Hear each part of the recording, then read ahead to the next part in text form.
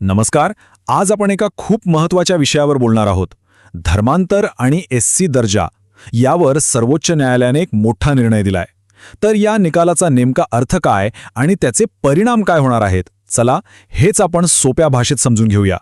बरं, या सगळ्या चर्चेच्या केंद्रस्थानी एकच पण खूप मूलभूत प्रश्न आहे. तो म्हणजे जर एखाद्या व्यक्तीने आपला धर्म बदलला तर कायदेशीररित्या त्याची जातही बदलते का? हा प्रश्न जितका साधा वाटतो तितका तो आहे नाही. आणि याच कळीच्या प्रश्नाचं उत्तर आपल्याला या निकालातून मिळतं. चला तर मग वेळ न घालवता थेट निकालाकडे येऊया. सर्वोच्च न्यायालयानं काय म्हटलंय, त्यांनी यावर आपलं अंतिम मत दिलेलं आहे आणि ते अगदी स्पष्ट आहे. सरळ शब्दात सांगायचं तर धर्मांतर केल्यावर अनुसूचित जातीचा म्हणजे एससी दर्जा टिकून राहत नाही, तो गमावला जातो. आता न्यायालयाने काय म्हटले ते पाहू. त्यांनी अगदी निस्संदिग्धपणे सांगितले की अनुसूचित जातीतील एखादी व्यक्ती जर ख्रिश्चन धर्मात गेली तर मग त्या व्यक्तीला एससी दर्जाचे फायदे किंवा त्या अंतर्गत मिळणारं संरक्षण यापैकी काहीही मिळत नाही. म्हणजे ती व्यक्ती त्या लाभांसाठी पात्र राहत नाही. आणि हो, हे असं का, यामागे एक भक्कम कायदेशीर आधार आहे. तर ह्या निकालाचा जो काही कायदेशीर आधार आहे त्याचा एक महत्त्वाचा भाग येतो आंध्र प्रदेश उच्च न्यायालयाच्या एका निरीक्षणातून. आणि हे निरीक्षण सर्वोच्च न्यायालयानेही ग्राह्य धरलंय. ते म्हणतात की जातीव्यवस्था ही ख्रिश्चन धर्मासाठी परकीय आहे. म्हणजे ख्रिश्चन धर्मात जातीव्यवस्थेला स्थान नाही. आणि खरं तर याच एका वाक्यावर, याच तर्कावर हा संपूर्ण कायदेशीर युक्तिवाद उभा आहे.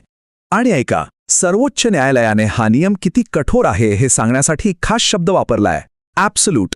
ॲब्सोल्यूट याचा अर्थ काय? याचा अर्थ हा नियम अंतिम आहे, परिपूर्ण आहे. यात जर तरला जागा नाही.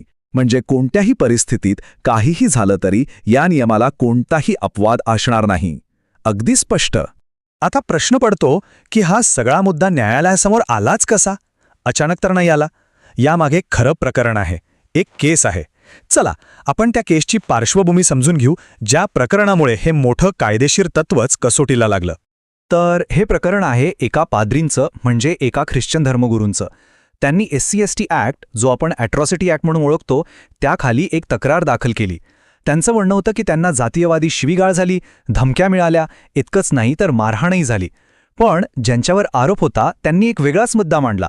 त्यांनी म्हटलं की तक्रारदार तर ख्रिश्चन आहेत, त्यामुळे त्यांना या कायद्याचं संरक्षण मिळूच शकत नाही.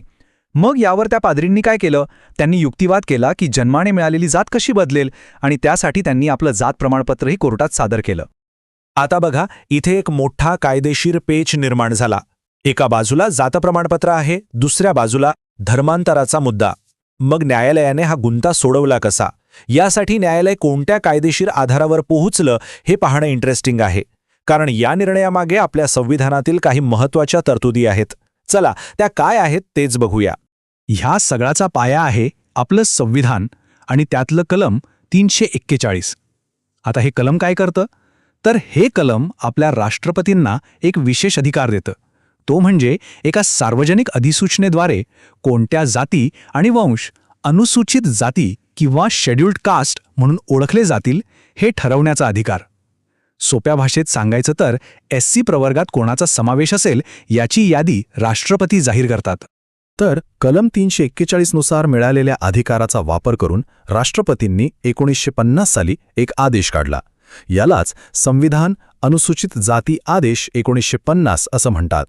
आणि हाच तो महत्त्वाचा कायदेशीर दस्तऐवज आहे जो फक्त अनुसूचित जातींची यादीच देत नाही, तर त्या यादीत येण्यासाठी काय अटी आहेत हे सुद्धा स्पष्ट करतो.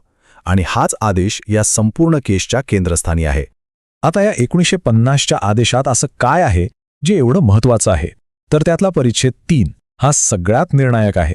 कारण त्यात अगदी स्पष्ट शब्दात लिहिलेलं आहे की जी व्यक्ती हिंदू, शीख किंवा बौद्ध या 3 धर्मांशिवाय दुसरा कोणताही धर्म मानते त्या व्यक्तीला अनुसूचित जातीचा सदस्य मानता येणार नाही. बस, याच एका नियमाने या संपूर्ण केसची दिशाच ठरवून टाकली. आता इथे एक गोष्ट लक्षात घेणं खूप गरजेचं आहे. धर्माची अट फक्त अनुसूचित जातींसाठीच म्हणजे SCंसाठीच का आहे हे समजून घेण्यासाठी आपल्याला SC आणि ST म्हणजे अनुसूचित जाती आणि अनुसूचित जमाती यांच्यात कायदा काय फरक करतो हे बघावं लागेल. कारण दोघांसाठीचे नियम निकष हे खूप वेगळे आहेत.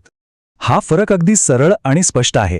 बघा, अनुसूचित जातीचा म्हणजे SC दर्जा हा थेट धर्माशी जोडलेला आहे, म्हणजे हिंदू, शीख किंवा बौद्ध असण्याशी.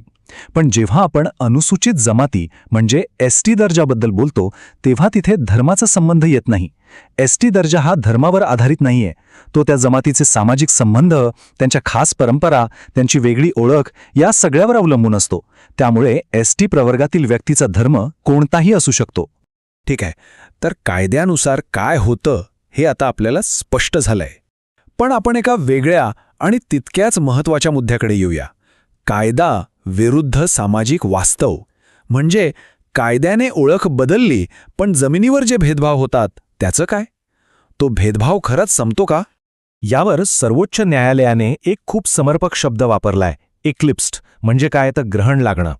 कोर्टाचं म्हणणं आहे की धर्मांतर केल्यावर त्या व्यक्तीच्या मूळ अनुसूचित जातीच्या दर्जावर जणू काही ग्रहण लागतं. तो दर्जा कायदेशीररित्या निष्प्रभ होतो, त्याचा प्रभाव शून्य होतो, तो लपला जातो. चला तर या संपूर्ण चर्चेतून आपण काय महत्त्वाचे मुद्दे लक्षात ठेवायचे आहेत ते पाहूया. 1. SC दर्जा हा फक्त जन्माने नाही, तर तुम्ही सध्या कोणता धर्म मानता यावरही अवलंबून आहे. 2. जर कोणी हिंदू, शीख किंवा बौद्ध धर्म सोडून दुसऱ्या धर्मात गेलं तर त्यांना ॲट्रॉसिटी कायद्याचं संरक्षण मिळणार नाही. 3. भलेही जात प्रमाणपत्र असेल, पण जर धर्माची कायदेशीर अट पूर्ण होत नसेल तर ते प्रमाणपत्र अवैध ठरेल. आणि 4. सर्वात महत्त्वाचा मुद्दा, कायदा हे मान्य करतो की जरी कायदेशीर ओळख बदलली तरी दलित ख्रिश्चनांसारख्या समूहांना समाजात भेदभावाला सामोरं जावं लागू शकतं. सामाजिक वास्तव लगेच बदलत नाही. आणि जाता जाता एक महत्त्वाचा प्रश्न जो हा निकाल आपल्यासमोर ठेवतो तो म्हणजे, कायदा एखाद्या व्यक्तीची कायदेशीर ओळख निश्चित करतो हे खरंय, पण तो समाजात खोलवर रुजलेल्या भेदभाव संपवू शकतो का? कायदा आणि सामाजिक वास्तव यांच्यातली ही जी दरी आहे ती कशी सांधली जाणार? हा एक असा प्रश्न आहे ज्याचं उत्तर आपल्याला सगळ्यांना मिळून शोधावं लागेल.